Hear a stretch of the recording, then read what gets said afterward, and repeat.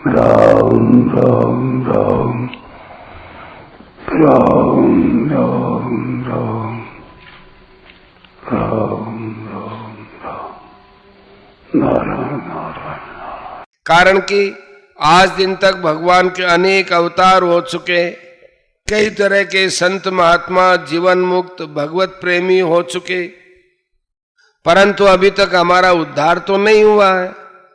इससे भी सिद्ध होता है कि हमने स्वयं उनमें श्रद्धा नहीं की, हम स्वयं उनके सन्मुख नहीं हुए, हमने स्वयं उनकी बात नहीं मानी, इसलिए हमारा उद्धार नहीं हुआ।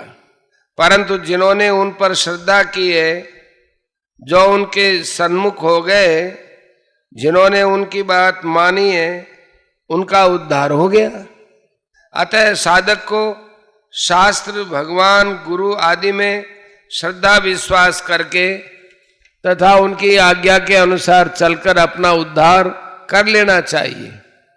भगवान, संत महात्मा आदि के रहते हुए हमारा उद्धार नहीं हुआ है, तो इसमें उद्धार की सामग्री की कमी नहीं रही है, अथवा हम अपना उद्धार करने में असमर्थ नहीं हुए, हम अपना उद्धार करने के लिए तैयार नहीं हुए, इसी से वे सब मिलकर भी हमारा उद्धार करने में समर्थ नहीं हुए।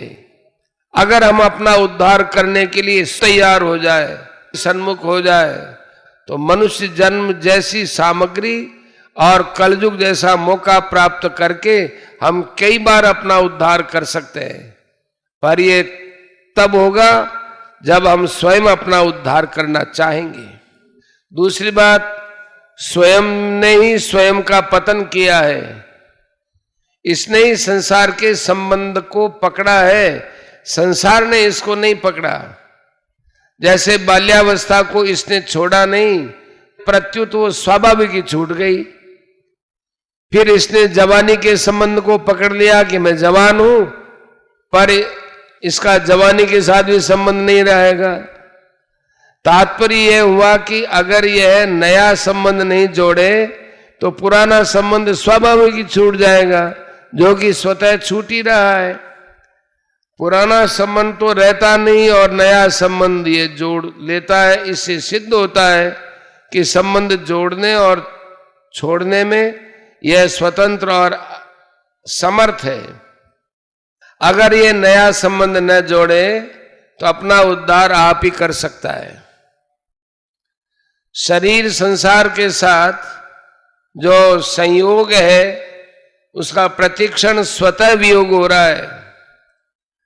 उस स्वतः होते हुए वियोग को संयोग अवस्था में ही स्वीकार कर ले तो यह अपने आप अपना उद्धार कर सकता है। नात्मानम अवसादयेत, यह अपने आप को पतन की तरफ न ले जाए। इसका तात्पर्य है कि परिवर्तनशील प्राकृत पदार्थों के साथ अपना संबंध न जोड़े, अर्थात उसको महत्व देकर उसका दास न बने, अपने को उनके अधीन न माने, अपने लिए उनकी आवश्यकता न समझे। जैसे किसी को धन मिला, पद मिला, अधिकार मिला, तो उनके मिलने से यह अपने को बड़ा, श्रेष्ठ और स्वतंत्र मानता है। पर विचार करके देखें कि वह स्वयं बड़ा हुआ कि धन, पद, अधिकार आदि बड़े हुए। स्वयं चेतन और एक रूप होते हुए भी इन प्राकृत चीजों के पराधीन हो जाता है और अपना पतन कर लेता है। बड़े आश्चर्य की बात है कि इस पतन में भी यह अपना उत्थान मानता है और उनके अधीन होकर भी अपने को स्वाधीन मानता है।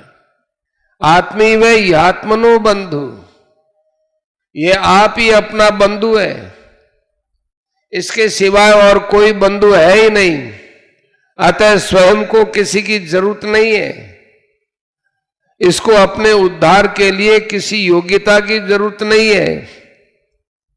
शरीर, इंद्रियां, मन, बुद्धि आदि की जरूरत नहीं है और किसी वस्तु, व्यक्ति, परिस्थिति आदि की भी जरूरत नहीं है। तात्पर्य है कि प्राकृत पदार्थ इसके साधक अथवा बाधक नहीं है। यह स्वयं ही अपना उद्धार कर सकता है, इसलिए वह स्वयं ही अपना बंधु है।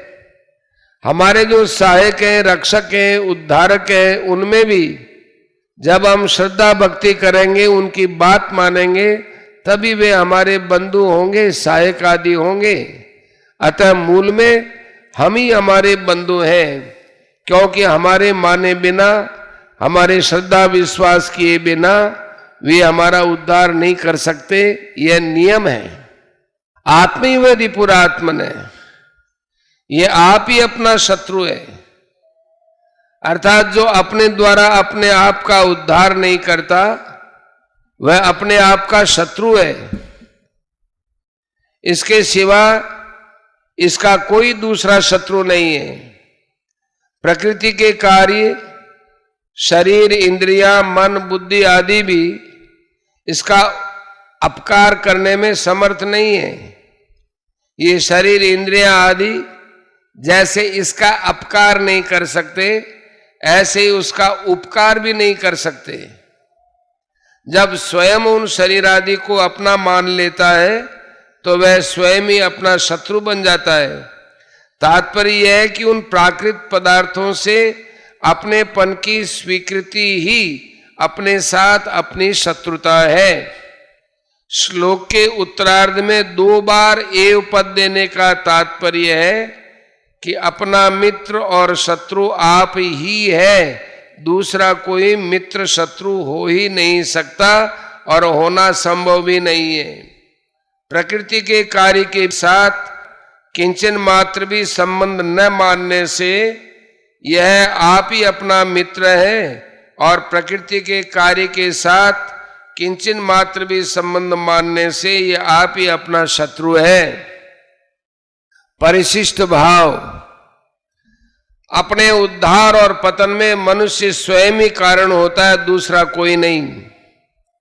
भगवान ने मनुष्य शरीर दिया है तो अपने कल्याण की सामग्री भी पूरी दी है, इसलिए अपने कल्याण के लिए दूसरे की जरूरत नहीं है।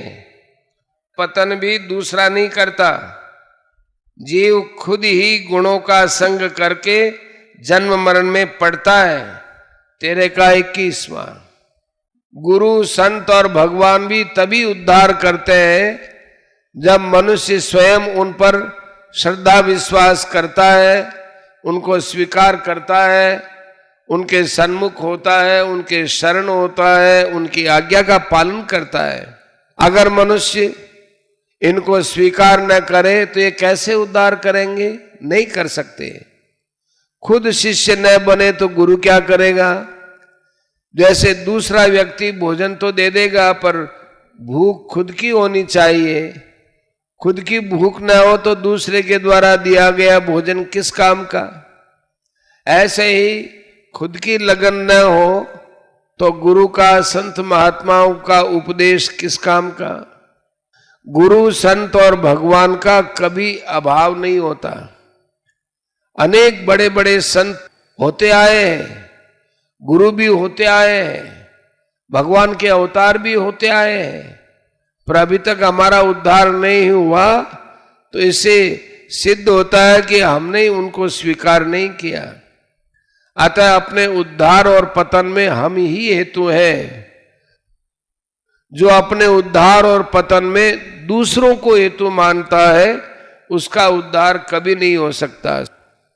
वास्तविक दृष्टि से देखें तो भगवान भी विद्यमान है, गुरु भी विद्यमान है, तत्वज्ञान भी विद्यमान है, और अपने में योग्यता सामर्थ्य भी विद्यमान है। केवल नाशवान सुख की आसक्ति से ही उनके प्रकट होने में बाधा लग रही है। नाशवान सुख की आसक्ति मिटाने की जिम्मेवारी साधक पर है, क्योंकि आसक्ति उसी ने की है। गुरु बनना या बनाना गीता का सिद्धांत नहीं है। मनुष्य आप ही अपना गुरु है, इसलिए उपदेश अपने को ही देना चाहिए। जब सब कुछ परमात्मा ही है तो फिर दूसरा गुरु कैसे बने और कौन किसको उपदेश दे? अतः उद्धरेद आत्मना आत्मानम का तात्पर्य है कि दूसरों में कमी न देखकर अपने में ही कमी देखे और उसको दूर करने की चेष्टा करे, अपने को ही उपदेश देवे। आप ही अपना गुरु बने, आप ही अपना नेता बने, आप ही अपना शासक बने।